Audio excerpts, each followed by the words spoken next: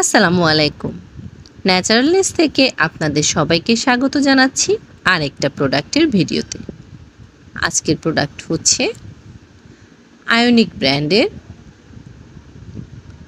Centella coming jail cream. 60 ml পাচ্ছি আমরা। কেন ব্যবহার করবেন? নন কমিডোজেনিক, নন অ্যালার্জেনিক ও ফাঙ্গাল অ্যাকনে সেফ। সুদিং জেলের মতো ত্বকের শীতলতা ও আর্দ্রতা যোগাবে এবং ময়শ্চারাইজার হিসেবেও কাজ করবে। অ্যালার্জি স্কিন ও অ্যাকনে প্রন স্কিনের জ্বালাপোড়া হ্রাস করবে। ত্বকের লালচে ভাব হ্রাস করে।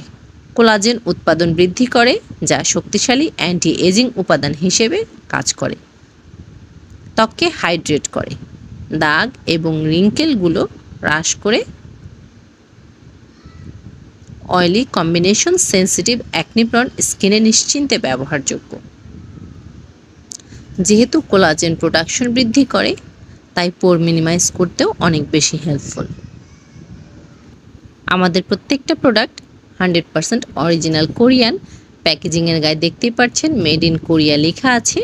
কোরিয়ান প্রোডাক্টগুলির একটা বেস্ট পার্ট হচ্ছে প্যাকেজিংয়ের গায়ে খুব সুন্দর মতো ডিটেলস লেখা থাকে, ইনগ্রিডিয়েন্টসগুলো লেখা থাকে। আপনার যদি প্রোডাক্টের বিষয়ে কোনো সন্দেহ থেকে থাকে আপনার স্কিনে স্যুট করবে কিনা, কিংবা কী কী ইনগ্রিডিয়েন্টস আছে, কী কাজ করে, সেগুলো সম্পর্কে গুগল করে খুব ভালো মতো জেনে নিতে পারবেন।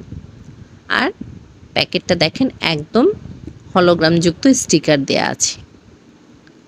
আমি আনপ্যাক করে দেখাচ্ছি আপনাদের সামনে টিউবটা কেমন।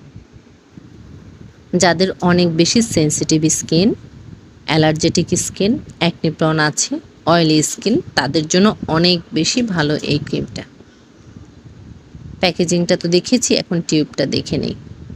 60 ml পাচ্ছি, এটা শুরুতেই বলেছি। দেখেন টিউবের গায়েও লেখা আছে। টিউবটার মুখ কিন্তু ফয়েল দিয়ে সিল করা আছে, আমি দেখিয়ে দিচ্ছি। দেখতে পাচ্ছেন নিশ্চয়ই। ব্যবহার করবেন কিভাবে? আপনার ফেসটা ক্লিন করে নেবেন সোপ অথবা ফেস ওয়াশ দিয়ে, তারপর টোনার দিয়ে মুখ ভালো করে মুছে নিতে হবে। এরপর ক্রিমটা পুরো মুখে অ্যাপ্লাই করতে হবে, মিশে না যাওয়া পর্যন্ত। দিনে 2 বার ব্যবহার করতে পারবেন। অর্ডার করতে যেটা করতে হবে, স্ক্রিনে হোয়াটসঅ্যাপ নাম্বার দেওয়া আছে, সেটাতে আপনার নাম, ফোন নাম্বার, সম্পূর্ণ ঠিকানা সহ অর্ডার করে ফেলতে পারেন। অথবা অনলাইন অর্ডারের লিঙ্কও দেওয়া আছে আমাদের পেজের, সেখানেও অর্ডার প্লেস করতে পারেন। এতক্ষণ সাথে থাকার জন্য অসংখ্য ধন্যবাদ।